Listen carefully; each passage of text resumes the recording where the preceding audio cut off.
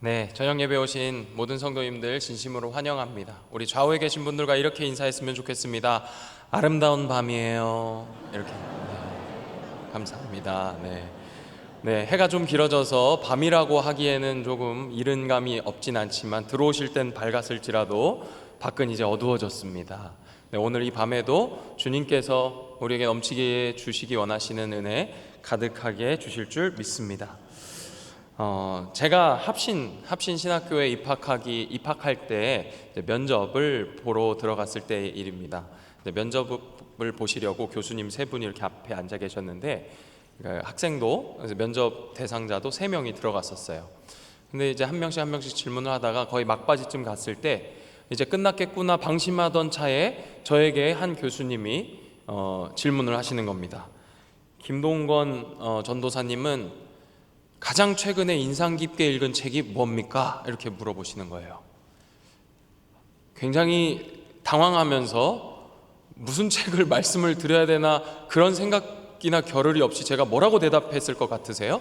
저희 경건한 얼굴을 보시면 정답이 딱 보이지 않습니까? 네, 맞습니다. 성경이요라고 대답을 했어요. 그 교수님이 굉장히 당황해 하셨습니다. 그리고 옆에 있는 사람들도 저를 쳐다보는 것 같다는 그런 느낌을 받았었습니다. 제가 이게 왜 책 이야기를 했냐면요, 오늘 이제 말씀의 주제가 우리가 책을 읽읍시다 하는 이야기를 같이 나누고, 또 결론적으로 우리가 어떤 책을 읽어야 할까 했을 때 성경을 읽는 그 자리로 나아가기를 사모하면 좋겠다, 우리 성도님들이 그런 사모하는 마음을 품고 돌아가실 수 있으면 좋겠다 하는 생각으로 오늘 말씀을 준비했기 때문입니다. 통계청에서 실시한 국민 독서 실태 조사에 따르면 우리나라 성인의 독서 비율, 1년 동안 한 권 이상 책을 읽었다고 응답한 사람은 47.5%라고 응답을 했다고 합니다. 불과 그 조사 21년을 기준으로 10년 전 11년도에는 66.8%였던 질문에 21년이 됐을 때 47.5%가 내가 1년에 한 권 이상 읽습니다 라고 응답했다는 거죠.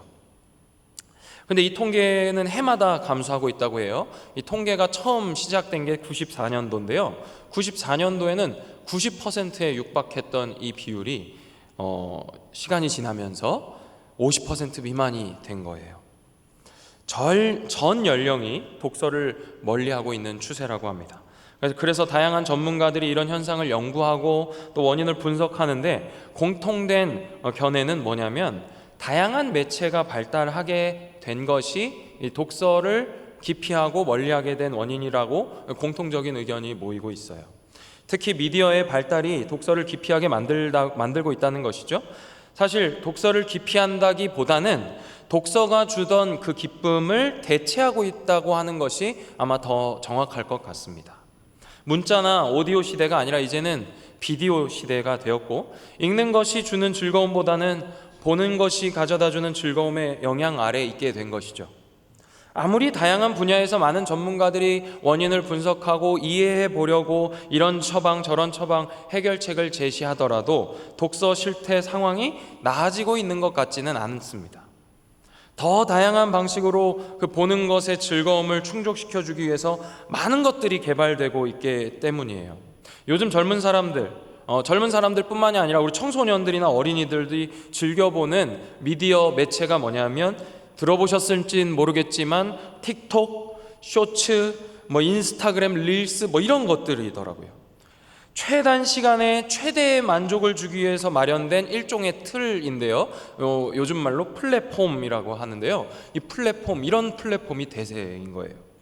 얼마나 재미있는 영상들이 많이 올라오는지 오늘 가서 검색해 보시고 찾아보시면 안 돼요. 비추입니다. 비추. 잠을 못 주무십니다. 정말 시간 가는 줄 모르고 보게 됩니다. 길지도 않아요. 한 영상이 길어야 1분이에요. 대부분은 30초 안에 끝나는 영상들이 관련 영상으로 계속 올리면은 계속 핸드폰에 나타나요. 예전에 제가 처음 신학을 할 때만 해도 이런 말이 있었습니다. 영화나 설교나 처음 3에서 5분 안에 청중들은 이 영화를 볼 것인지 이 설교를 들을 것인지 결정한다. 어떠십니까? 오늘 설교 들을만 하세요? 네, 벌써 5분 정도가 지났는데, 근데 이제는 영상 3에서 5초 사이에 결정이 난다는 거예요. 3초에서 5초 사이에 내가 이 영상을 볼 건지 말 건지가 결정이 난다는 것이죠. 전체 영상이 1분이 되지 않으니까. 영상 매체의 발달은 우리가 경험하는 것들에 쉽게 질리게 만들고 있는 것 같습니다. 오랜 시간과 깊은 사색이 필요한 그 묵상의 입지가 점점 좁아지고 있는 것이죠. 한계의 효용 체감의 법칙이라는 것이 있더라고요. 동일한 자극이 있는 효용이 점점 줄어드는 현상을 지칭하는 거라고 해요. 이 체감이라는 것은 몸으로 느낀다 이 말이 아니라 점점 감소한다는 말이에요. 그래서 한계의 효용 체감, 효용의 한계치가 점점 줄어드는 걸 의미하는 거죠. 예를 들어서 이렇게 얘기를 합니다. 격렬한 운동을 한 상태에서 심한 갈증을 느끼고 있을 때 맨 처음 마신 음료수 한 캔과 그 다음 마시는 음료수 한 캔의 효용이 다르다는 거죠.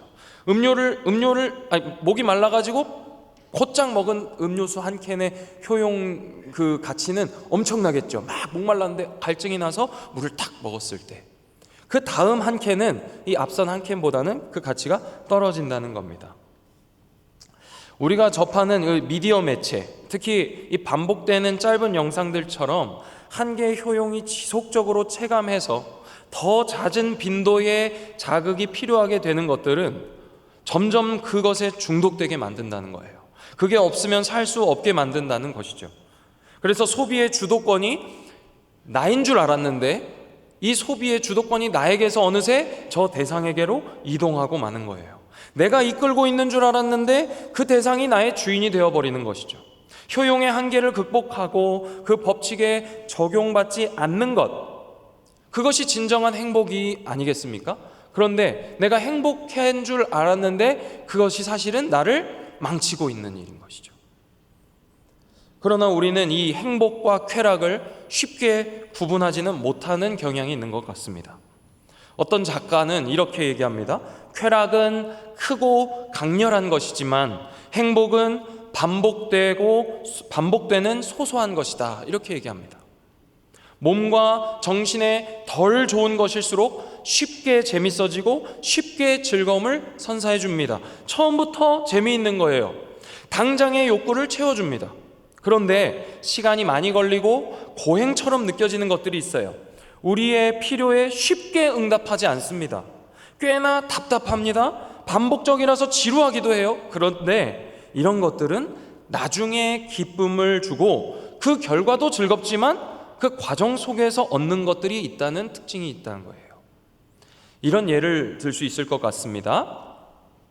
이 어떤 용액이 있어요. 용액이 있는데 용액의 포화 정도에 따라서 불포화 용액, 포화 용액, 과포화 용액이 있어요.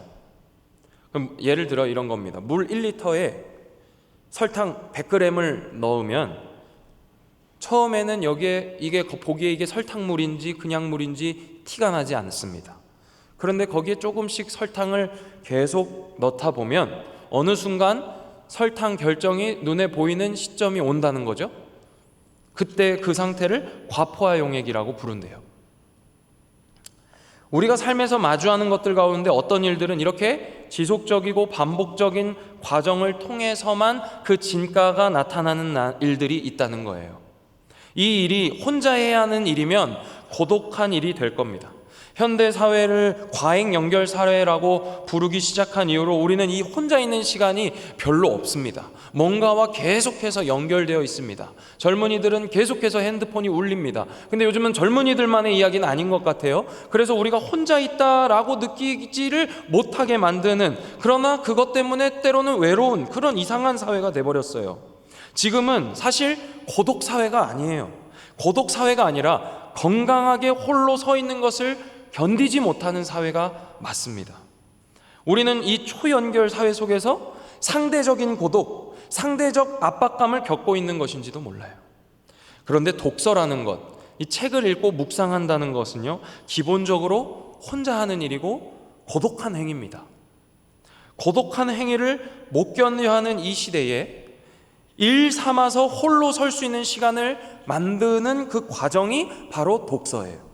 그래서 그 과정 속에서 그 책의 저자와 대화하고 그 읽기를 거울 삼아서 나를 바라보게 되는 것이 독서가 주는 즐거움입니다. 포와 용액에서 과포와 용액으로 넘어가는 그 순간이 바로 양에서 질로 전환되는 순간인 거예요. 이것은 한 번에 단시간에 얻을 수 있는 결과가 아닙니다. 어린 자녀들에게 저도 많이 듣던 잔소리지만 책을 읽으라고 할 때 부모님들께서 자주 하는 말이 있습니다. 책은 세상을 간접적으로 경험하게 하는 거다. 전혀 공감이 안 됩니다. 저는 그래서 한 권만 읽었어요. 조선왕조 500년. 이것만 죽어라 읽으니까 너는 왜 맨날 그것만 읽냐고 또 혼났었습니다. 그럼에도 어떤 사람들은 간접 경험보다는 직접 경험이 더 중요하다고 말합니다. 그러나 책은 직접 경험을 통해서 얻지 못하는 것, 또 주관성에 치우쳐서 대상을 바르게 정확하게 꿰뚫어 알지 못하는 것들을 교정해주고 우리에게 알려주는 게 책의 기능이에요. 그러니까 책을 읽는다는 것은 단순히 간접 경험하게 하는 것이 아니라 직접 경험으로도 얻지 못하는 것을 얻을 수 있게 해주는 좋은 도구라는 거죠. 또 우리의 삶을 생각해 봤을 때 이 책 읽기는 합리적인 가치가 있습니다.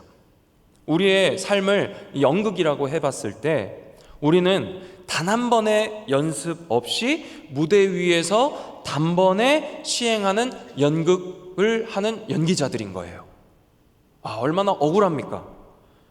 수많은 연기자들은 수없이 많은 연습을 통해서 무대에 서서 연기를 하지만 우리의 이 인생이라는 무대는 연습이 없다는 거죠. 그냥 단번에 시행되는 연극이에요. 그런데 책은 삶 속에서 벌어지는 이런 다양한 변수들, 문제들을 통제하고 정리해서 만들어낸 그 이야기를 통해서 우리가 직접 경험하지 않아도 되는 여러 감정들, 갈등들, 문제들을 경험하게 해줍니다. 우리가 연습하며 살 수 없는 것들을 책을 통해서 알게 해준다는 거예요. 여기까지 잠시 정리해보자면 이렇게 요약할 수 있습니다. 우리의 삶의 다양한 경험들 가운데 어떤 것들은 시간이 오래 걸리는 것들이 있어요. 문화평론가 이동진 씨는 이렇게 얘기해요. 책 읽기를 권하는 자신의 책에서 이렇게 얘기합니다. 시간이 오래 걸리는 것들은 그 자체가 핵심이다. 다시 한번 말씀드릴게요. 시간이 오래 걸리는 것들은 그 자체가 핵심이라는 거예요. 우리가 사랑하는 한 사람을 만나서 그 사람이 어떤 사람인지 애정을 가지고 대화하고 데이트도 하고 결혼까지 한다고 해도 단숨에 그 사람에 대해서 알게 되거나 그 사람의 마음을 사로잡고 눈만 마주쳐도 네가 무슨 생각을 하는지 알게 되느냐? 그렇지가 않더라고요. 네, 결혼을 해보니까 사랑해서 결혼까지 했는데 눈만 봐도 아느냐? 저는 절대 몰라요. 기진한 노력과 관심과 수고와 헌신이 필요한 게 사랑하는 사람을 대할 때에도 들어가는 수고예요. 그런데 책 읽는 것은요, 그 책을 통해서 그 책을 쓴 그 한 사람을 만날 뿐 아니라 그 사람이 만들어 오는 그 세계와 만나는 일입니다. 우리가 사랑하는 사람을 만나고 대화하고 그 사람을 대해도 그 사람을 알까 말까인데 억지로 책을 읽어가지고 그 책의 저자를 만나고 그 책을 쓴 사람의 세계를 만나서 그 사람의 모든 것을 알 수 있느냐? 그럴 수도 없을 뿐만 아니라 오랜 시간이 걸릴 수밖에 없는 일인 것이죠. 그렇기 때문에 독서를 한다는 것의 목적은 그 시간 자체를 향유하는 것이에요. 이렇게 세상에 많은 사람들도 요즘 사람들이 도대체 왜 책을 읽지 않고 길고 오래 걸리는 일은 쳐다도 보지 않느냐라면서 이 현상에 대해 많은 우려를 가지고 있는 상황인데 그리스도인들의 상황은 어떨까요? 교회의 상황도 별반 차이는 없어 보입니다. 미국의 기독교 통계 그룹 가운데 바나 그룹이라는 곳이 있는데 이곳의 조사에 따르면 미국 기독교인들의 절반 이상은 성경의 첫 번째 책이 창세기라는 사실을 모른다고 응답했대요. 비웃음이 나오시죠? 그래서 제가 이 얘기를 저희 청년일부 친구들에게 얘기하면서 이렇다더라, 내가 너희들에게 문제를 내보겠다. 우리 성도님들에게 똑같은 문제를 내볼게요. 맞춰보세요. 성경의 38번째 책은 뭘까? 그랬더니 갑자기 웃음기가 사라지더라고요. 그러더니 어떤 한 친구가 자신 있게 손을 들고 대답을 하는 거예요. 로마서요. 그래서 제가 구약이 39권이다. 로마서는 신약에 있는데 38번째인데 로마서는 심하지 않니? 제가 이렇게 얘기했던 적이 있습니다. 제가 신학교 입학하기 전에 성경을 가르쳐 주셨던 목사님께서 저한테, 저를 비롯한 그곳에 공부하러 모인 많은 예비 전도사님들한테 이런 이야기를 하셨습니다. 혼내시면서 얘기하셨어요. 신학교 가서 신학 공부하고 성경 가르치겠다는 사람들이 성경이 몇 권인지도 모르고 성경 각 권이 몇 장까지 있는지도 모르고 성경 순서도 모르면서 무슨 성경을 가르치려고 그래? 라고 제가 조금 톤을 다운시켜서 이렇게 얘기하셨었어요. 성경의 첫 번째 책이 뭔지, 신약의 10번째 책이 뭔지, 그걸 아는 게 뭐 그렇게 중요하냐 반문하실 수 있습니다. 성경의 순서를 아는 것과 성경을 가르치는 것이 대체 무슨 상관이 있느냐고 저 역시도 물어봤었습니다. 그런데 요지는 뭘까요? 성경에 관심이 없다는 게 요지입니다. 성경을 탐독하지 않는다는 것이죠. 나아가서 성경 배열의 어떤 의미나 창세기가 가지고 있는 그 의의에 대해서 그다지 무게를 두지 않는 것일 수도 있어요. 우리 교회는 다양한 방식으로 이 읽기를 장려하고 있습니다. 다들 아시겠지만 숲과나무 프로젝트를 통해서 모든 성도님들이 큐티할 수 있도록 장려하고 있습니다. 또 우리 성도님들의 그 묵상을 돕기 위해서 성경이 바뀔 때마다 어떤 잘생긴 목사님이 성경을 개관해 주시죠. 웃으시는 분들은 보시는 분들로 알고. 네. 그런데 제가 조회수에 목말라서가 아니에요. 오해하지 말아주세요. 조회수가 오르질 않아요. 잘 보고 계시는 분들에게 자꾸 봐달라 그러니까 죄송한데, 꼭 지각한 사람들이 들어야 되는데 출석한 사람들한테 지각하지 말라고 하는 것처럼, 네, 잘 보고 계신 분들한테 말씀드려서 죄송합니다. 근데 제가 우리 교회 처음 왔을 때 무척 놀랐던 게 하나 가지가 있었는데, 성도님들 전체가 성경 1년 1독에 참여하고 계신다는 거였습니다. 그리고 예전을 생각해 보시면 그 교회당 1층에 성경 1독표 그거 이렇게 내는 함이 있었던 거 기억나시죠? 그게 너무 놀라웠었습니다. 그리고 이렇게 커튼을 이렇게 내리면은 쭉 또 그 명단도 있고 몇 독 했는지, 그런 아주 좋은 전통이 있는 교회죠. 그것뿐만이 아니에요. 우리 교회는 성경 통독도 하고 있고요. 또 매달 추천도서도 추천하여서 우리 성도님들이 읽으시고 구매하실 수 있도록 돕고 있습니다. 여기서 문제, 이번 달 필독도서는 뭘까요? 네, 잘 안 들리는 것 같아요. 완벽한 부모는 없다. 네, 판매량이 증가할 줄로 믿습니다. 네, 5월 가정의 달을 앞두고 4월 달 동안 읽으시면 얼마나 좋을지 모르겠어요. 기독교는요, 체계 종교라고 해도 과언이 아닙니다. 저는 이 기독교회가 체계 종교, 읽는 것 중심의 종교라는 것에 대해서 두 가지 측면을 소개하고, 또 말씀을 통해서, 오늘 읽은 이 시편 말씀을 통해서 우리는 이 상황 속에 어떤 태도를 취해야 되는지 결론적으로 생각해 보려고 합니다. 첫 번째는, 성경의 역사는 보는 것과 읽는 것 사이의 대결이라는 거예요. 성경의 역사를 보면 보는 것과 읽는 것 사이의 대결입니다. 아까 말씀드린 대로 이 시대는 미디어의 시대입니다. 비디오의 시대라고도 말할 수 있겠죠. 또 다른 말로 어떤 사람들은 스펙타클의 시대라고도 하더라고요. 성경을 보면 이미지, 보는 것이 언제나 우리 하나님을 대체하려는 그 위협 가운데, 위협의 중심에 있었다는 것을 알 수 있습니다. 그 위협이 가장 극대화된 시대가 오늘이라는 겁니다. 하나님의 말씀이 단순히 책이 아니라 언어 체계 자체라고 했을 때, 성경에서 말하는 그 하나님의 말씀은 하나님께서 그냥 이렇게 말로 이야기하신 것이 아니라 그것을 포함하여서 기록된 모든 것들을 다 말하는 거예요.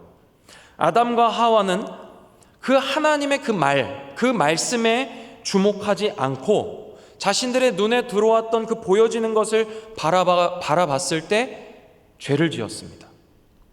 이스라엘 백성들이 시내산 아래에서 금송아지를 만들었을 때도 그들은 모세를 통해 말씀하셨던 하나님의 그 말씀을 신뢰하지 않고 보이는 신을 갈망해서 금송아지를 만든 걸 우리는 말씀을 보면 알 수 있어요. 그뿐만이 아니죠. 가데스 바네아에서 가나안 땅에 정탐꾼들을 보냈을 때 10명의 정탐꾼들이 뭐라고 보고했습니까? 우리는 스스로 보기에도 메뚜기 같으니 그들이 보기에도 그와 같았을 것이니라 라고 말합니다. 하나님의 말씀, 그 약속은 온데간데 없고 보이는 것에 걸려 넘어지는 겁니다. 창세기 6장을 보면 인간의 죄가 점점점 심해지다 못해 이제 하나님이 심판을 작정하게 되는 계기가 등장을 하는데 어떤 이야기입니까? 하나님의 아들들이 사람의 딸들의 아름다움을 보고 자기들이 좋아하는 모든 여자를 아내로 삼았대요. 여기 이 보기에 좋은 보고 자기들이 좋아하는 모든 여자를 취했다라는 말도 그냥 그 어떤 중심을 봤다는 의미가 아니라 그 여인들, 자기가 좋아하는 것이라면 무엇이든 취하려고 했던 욕심을 의미하는 거예요. 이미지, 겉으로 보여지는 그것은 직관적이지만 그 의미에 대해서 깊이 숙고하는 것을 방해하기도 합니다. 그리고 성경을 보면 보는 것으로서의 신앙은 자주 그 신앙의 순수성을 무너뜨리곤 하는 걸 알 수 있어요. 이스라엘이 분열해서 이 남과 북으로 갈라졌을 때 여로보암이 북쪽 왕국의 백성들에게 뭐라고 이야기하냐면 너희들이 이제 더 이상 예루살렘으로 갈 필요가 없다. 이 베델과 단에 금송아지를 향하여 제사를 드리면 된다. 이렇게 얘기했어요. 하나님의 말씀을 지키는 것보다 당장의 어떤 정치적인 명분과 평판이 더 중요한 기준이 됐을 때 이미지의 종교로 변질돼 버린 것이죠. 이렇게 가나안 종교의 그런 어떤 습성을 따라서 신앙을 추구해 가던 이스라엘이 드디어 하나님 앞에서 징계받게 됩니다. 이런 보는 종교는 멸망에 이르게 돼요. 선지자 에스겔은 엄청난 체험을 하게 되는데 오늘날 우리가 경험한다면 정말 뉴스감이 될 체험을 합니다. 갑자기 하나님이 그 사람의 뒷덜미를 잡고 성전으로 데리고 가세요. 에스겔 8장 10절과 11절인데요. 우리 자막을 보시면서 한번 읽어주시겠습니까? 시작. 들어가 보니 각양 곤충과 가증한 짐승과 이스라엘 족속의 모든 우상을 그 사방벽에 그렸고 이스라엘 족속의 장로 중 70명이 그 앞에 섰으며 사반의 아들 아하시냐도 그 가운데 섰고 각기 손에 항로를 들었는데 향연이 구름같이 오르더라.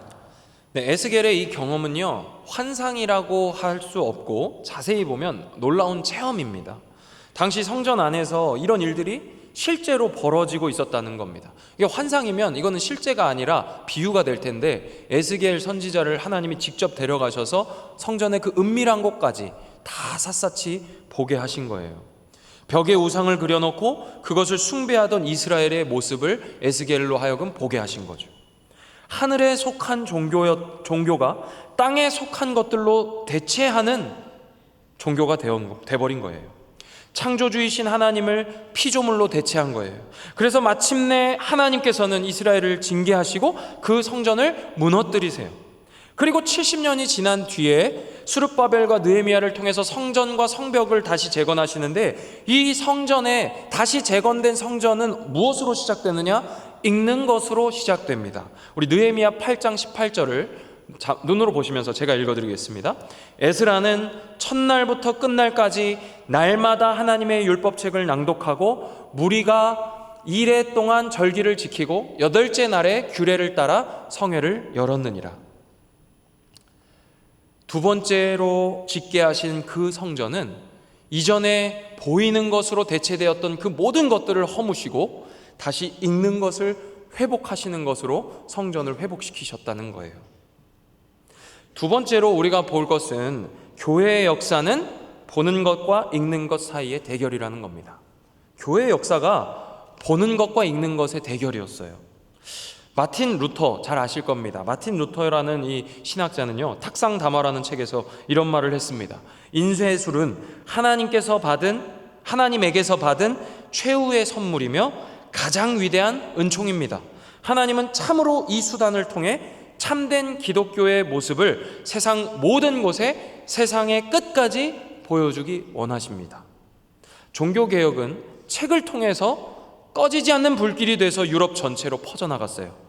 그래서 프랑스의 역사학자 가운데 한 사람은요 읽는다는 것의 역사라는 책에서 이런 말을 합니다. 선량한 주민들이 새로운 것을 찾아 로마 카톨릭 신앙을 버리고 당시 루터파로 불리던 신흥 종교를 택했다.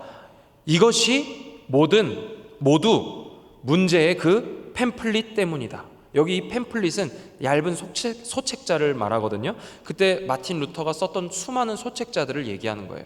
그러니까 카톨릭 교회도 인정하는 겁니다. 어떻게 종교개혁이 성공할 수 있었는가 했을 때 그놈의 그 팸플릿 때문이다 라고 얘기하는 겁니다. 당시 로마 카톨릭은요, 신자들이 성경을 읽을 수가 없었습니다.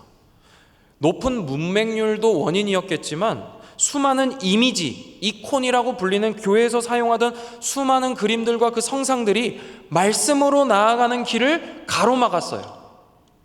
예배당의 구조, 배치, 화려한 스테인드 글라스 등이 굳이 말씀을 읽지 않아도 감동을 주고 거기 있게 하고 싶고 나는 이거로 족하다 라며 그들을 말씀으로 나아가지 못하게 만들었던 거예요.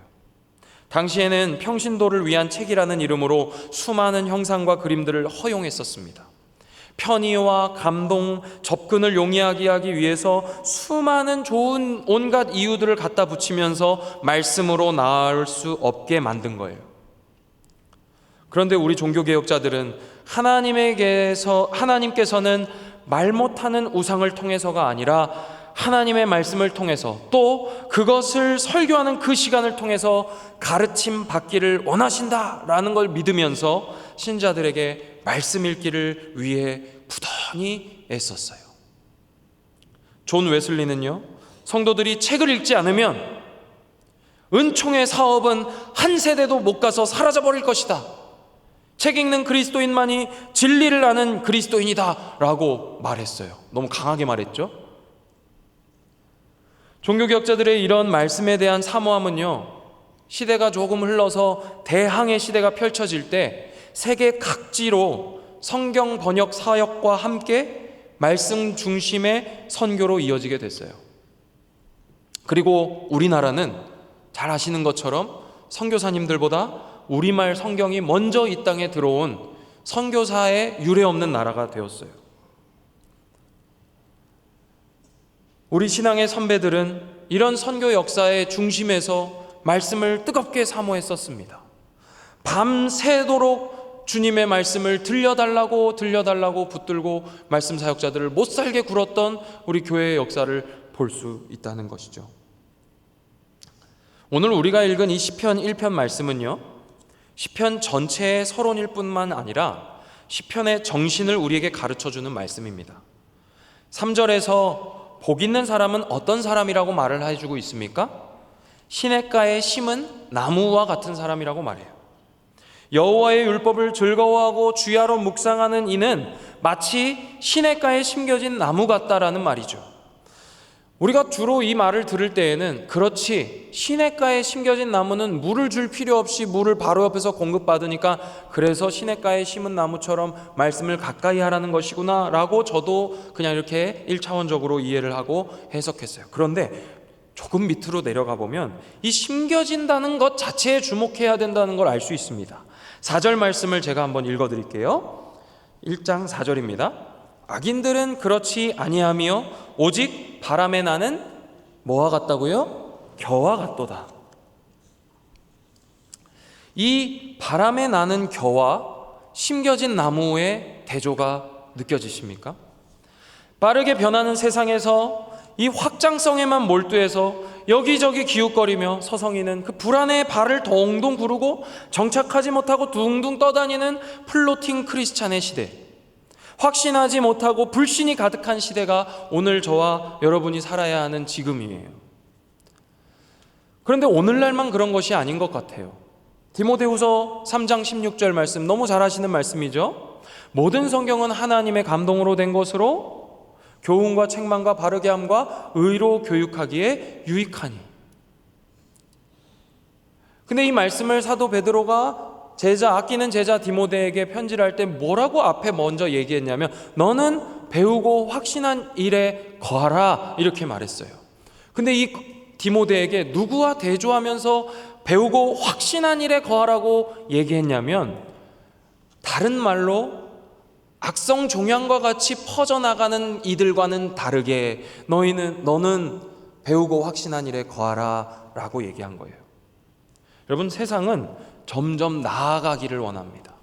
어디 머물러 있고 정착하는 것보다 뭔가 성장하고 발전하고 더 나아지는 것을 추구하는 시대가 요즘 시대인데 바울이 살던 시대도 마찬가지라는 거예요. 이런 분위기 속에서 우리는 정말 두려워해야 할 것을 두려워하고 있을까요? 두려워할 것을 두려워하지 않고 엉뚱한 것에 조급해하고 있지는 않습니까? 내가 뒤처질까봐, 나아가려고 하는 시대 속에서 내가 뒤처지면 어떡하나 하며 그 나아가지 못하는 것을 두려워하고 조급해한 마음을 가지고 살아가고 있지는 않느냐는 말이에요. 제가 여호수아서를 읽는 중에 하나님께서 여호수아에게 강하고 담대하라고 말씀하시는 장면을 봤는데, 도대체 하나님께서 왜 여호수아에게 강하고 담대하라고 말했을까? 여호수아는 뭘 걱정하고 두려워했기 때문일까라는 질문을 하며 읽고 있었습니다.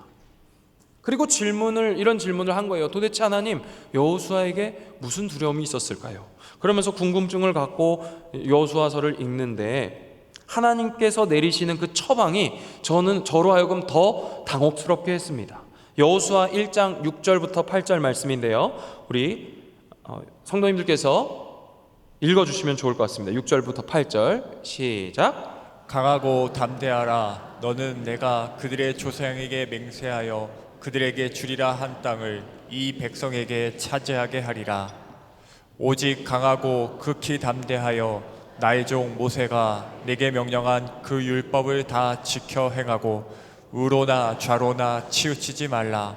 그리하면 어디로 가든지 형통하리니 이 율법책을 내 입에서 떠나지 말게 하며 주야로 그것을 묵상하여 그 안에 기록된 대로 다 지켜 행하라. 그리하면 내 길이 평탄하게 될 것이며 내가 형통하리라. 너무 잘 아시는 말씀이시지 않습니까? 지금 전쟁을 앞두고 있는 여호수아에게 강하고 담대하라 하시며 뭘 말씀하셔야지 사실 합당합니까? 지난 전쟁에서 어떻게 승리했는지를 기억해라. 애국 군사들을 내가 어떻게 무찔렀는지를 떠올려라. 모압 지역에서 옥과 시온을 어떻게 무찔렀는지 기억해라.